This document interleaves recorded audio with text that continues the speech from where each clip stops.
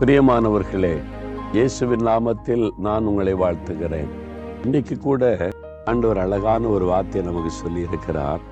1 தெசலோனிக்கேயர் 5:15 ஒருவனும் மற்றொருவன் செய்யும் தீமைக்கு தீமை செய்யாதபடி பாருங்கள்.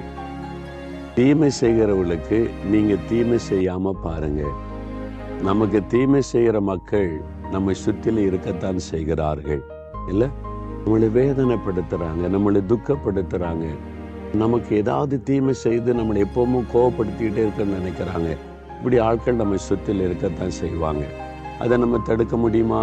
தடுக்க முடியாது. நம்ம வாழ்கிற உலகம் அப்படிப்பட்டது. ஐயோ, இந்த மாதிரி மக்கள் மத்தியில் என்னால் வாழ முடியாது. உலகத்தில் எங்கே போனாலும் இப்படிப்பட்ட மக்கள் இருக்கத்தான் செய்வாங்க. ஏன்னா இந்த உலகத்தில் சாத்தான் ஒருத்தர் இருக்கிறான்ல, நம்முடைய எதிராளிய பிசாசு. அவன் சில மனிதர்களை பயன்படுத்தி நமக்கு தீமை செய்யும்படி தூண்டி நம்மளை எப்பவும் டிஸ்டர்ப் பண்ணி கொண்டே இருப்பான். அப்போ யாராவது நமக்கு தீமை பண்ண நம்ம என்ன பண்ணுறது என்று சொல்கிறாரு, நீங்கள் தீமை செய்யாதங்க. அப்போ என்ன செய்யணுமா? நன்மை செய்யுங்கள் அப்படின்னு ஆண்டவருடைய வசனம் சொல்லுது. நீங்கள் எப்பொழுதும் நன்மை செய்ய நாடுங்க. உங்களுக்கு தீமை செய்கிறவங்களுக்கு கூட நன்மை செய்யுங்க. அதான் ஆண்டவர் சொல்கிற வாக்கு. அதனால எனக்கு தீமை செய்கிற மக்கள் இருக்கிறாங்களே நீ சோர்ந்து போகாதுங்க, அதனால கலங்காதுங்க. இருக்கத்தான் செய்வாங்க. என்னை சுற்றிலும் எனக்கு தீமை செய்கிற சில மக்கள் இருக்கிறதற்காக ஆண்டவரே உமக்கு ஸ்தோத்திரம்னு சொல்லுங்க. ஏன் அவங்கள ஆண்டவர் வச்சிருக்கிறார் தெரியுமா? இந்த வசனத்துக்கு நம்ம கீழ்ப்படுகிறோமான்னு சோதிப்பதற்கு. அப்படி ஒரு ஆள் இல்லாட்டா நம்ம தீமை செய்கிற மக்களையும் சகித்து நன்மை செய்கிற பழக்கம் எப்படி வரும்?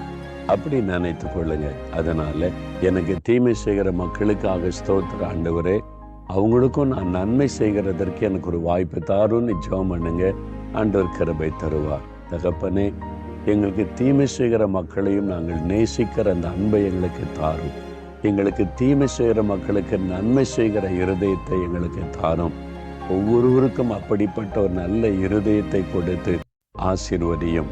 ஆண்டவரே, நான் கூட எனக்கு தீமை செய்கிற மக்களை குறித்து கலங்காதபடி, கோபம் அடையாதபடி, எரிச்சல் அடையாதபடி, எனக்கு தீமை செய்கிற மக்களை நேசித்து அவளுக்கு நன்மை செய்கிற இருதயத்தை எனக்கு தாரும் என்று யார் யார் ஜெபிக்கிறாங்களோ அவங்களுக்குள்ள அந்த நன்மை செய்கிற நல்ல சுபாவத்தை கொடுத்து ஆசீர்வதியும். இயேசுவின் நாமத்தில் ஜெபிக்கிறோம் பிதாவே. ஆமேன், ஆமேன்.